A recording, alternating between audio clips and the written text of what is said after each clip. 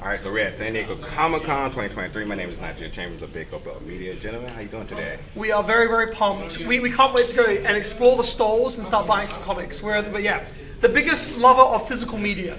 Yeah. I just want to, I've been covering this film since Sundance, South by Southwest, even with the release that we just recently had in our area, which I had the Q&A that was going on as well too. Such a really humble story. I'm just wondering right now at this point, what's been that pinch yourself moment? From all these different milestones of success, you talked about the moment when A24 was like, hey, we're picking this up, which is obviously a big moment then, but even now to this point right now, what's sort of been that pinching yourself moment? I think for me, we were having dinner out front of a screening, and then there was like a marquee, like one of those old marquees where they put up, and it said, Daniel Michael Philippou, talk to me. And you're eating, you look at it, you're like, oh.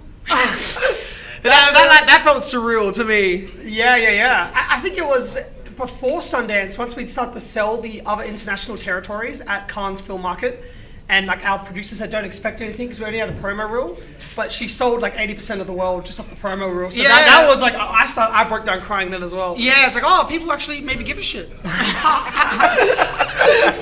Indeed, they did. Everyone's raving about this film, and it is absolutely one of the films you must see this year.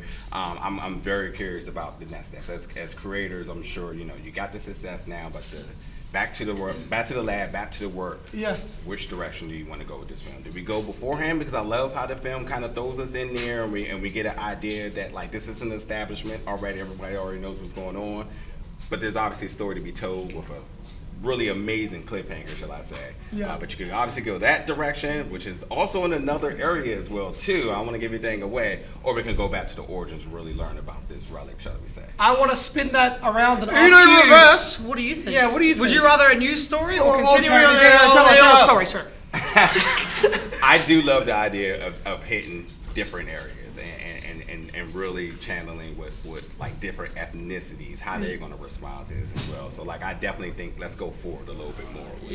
Come on, move forward. You're stuck in the same place. I didn't say anything. Yeah. No, you know what would be cool though? If there was different countries like doing, like with cool filmmakers doing like their version of what it would be. That would be cool. My God, I would love that. Let's be real, it's a fluke, and then you do it again. Not a good idea. And I definitely want to get a moment for you all to talk about this cast, this young nucleus that mind blown. I was kind of baffled myself looking through their credits. I'm like, oh wow, like everyone seems so well seasoned and the camaraderie amongst everybody. Talk about the casting and how did you know you had your particular characters? It was literally as soon as we found each audition for each of those characters, we knew 100% that they were right. And like even the smaller characters, well not smaller, but not the main characters, like Haley who plays Zoe. Yeah. Oh my God, I mixed that up. Zoe who plays Haley. Yeah. Even they're not like the main character. I even said to my producer, I'm like, if they're not available, I do not want to shoot the film until they are. Because that's how strongly we felt about each of those cast members. And you talked, I want you to say this on camera because in case you didn't see the Q&A, you talked about the financial change. Okay. With this. Yes. So let's talk about that. Yeah. So by casting Sophie as the lead, we lost $1 million out of the budget because Sophie wasn't a name. Yeah. But it's understandable. It's understandable, but we're like, take as much as you want because she's the lead, and she's unbelievable. And I feel so blessed that we got to work with her and be able to showcase her to the world because. And also shout out to our producer Samantha Jennings because we had to reinvest our fees to get Sophie, and Sam did the exact same thing. We just felt so passionately about it, like we love it. And like on top of being an amazing actor, she's also an amazing human. Like she is seriously one of the most beautiful, honest, perfect people to be around. And anyone that's the honor of working with her will see exactly what we're talking about. We know she'll take over Hollywood. In 20 years' time, you can play this. Sophie Wilde will take over Hollywood. I smell it. We love you, Sophie. We love you, Sophie.